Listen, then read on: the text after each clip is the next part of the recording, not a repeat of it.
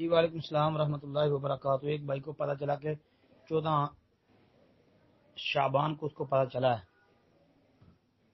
روزوں کی فضیلت کا، تو اس نے روزے رکھنے شروع کر دیے ہیں۔ کتنے رکھ سکتا ہے؟ محترم بھائی رکھ لے۔ اب اس کو اگر پتہ چلا ہے کہ اس مہینے کے روزوں کی فضیلت ہے تو ٹھیک ہے، جتنے مرضی رکھ لے، 2 رکھ لے، 4 رکھ لے، 5 رکھ لے، 6 رکھ لے۔ ہاں، باقی یہ یاد رکھیں کہ 15 شعبان کا روزہ خاص جو ہے وہ رکھنا، اس کی فضیلت جو بیان کی جاتی ہے یہ ثابت نہیں ہے، اس کا کوئی ثبوت نہیں ہے۔ ایک دوسرے نمبر پر یہ بات یاد رکھیں کہ جو کہتے ہیں کہ ایک ہفتہ پہلے روزے لازمی چھوڑنے پڑیں گے، اب بھائی اس میں اختلاف ہے، اس کو چھوڑ دیں، کیونکہ ترمذی کے اندر ایک حدیث آتی ہے، کچھ کہتے ہیں کہ اس حدیث کے تحت اس میں آتا ہے کہ نصف شعبان کے بعد روزے رکھنا جائز نہیں ہے، یعنی آدھے شعبان کے بعد روزہ رکھنا جائز نہیں ہے۔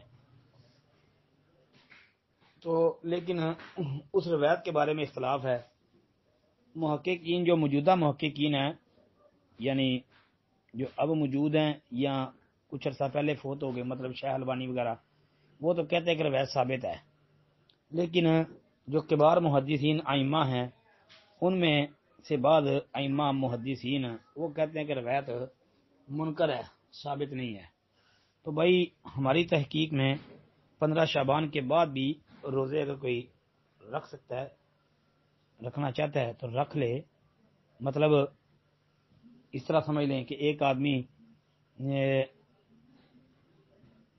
سوموار اور جمعرات کا روزہ مسلسل رکھ رہا ہے پابندی کے ساتھ، اس کی عادت ہے، روٹین ہے، تو رمضان سے ایک دن پہلے سوموار آ جائے یا جمعرات آ جائے تو وہ روزہ رکھ سکتا ہے، اس کے لیے اجازت ہے۔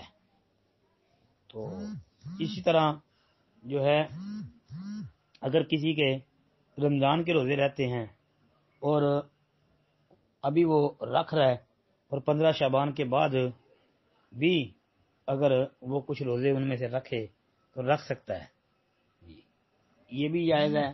اور اس کے علاوہ نفلی روزے بھی اگر بندہ رکھتا ہے تو جائز ہے، اس میں کوئی شرعی پابندی نہیں ہے، بس وہ ایک روایت ہے جس کے بارے میں اختلاف ہے کہ بعض کے نزدیک وہ روایت ثابت ہے، بعض کے نزدیک روایت ثابت نہیں ہے۔ جن کے نزدیک ثابت ہے وہ تو کہتے ہیں کہ 15 شعبان کے بعد روزہ رکھنے جائز نہیں ہے، اور جن کے نزدیک وہ روایت ثابت نہیں ہے وہ کہتے ہیں رکھ سکتے ہیں۔ السلام علیکم ورحمۃ اللہ وبرکاتہ۔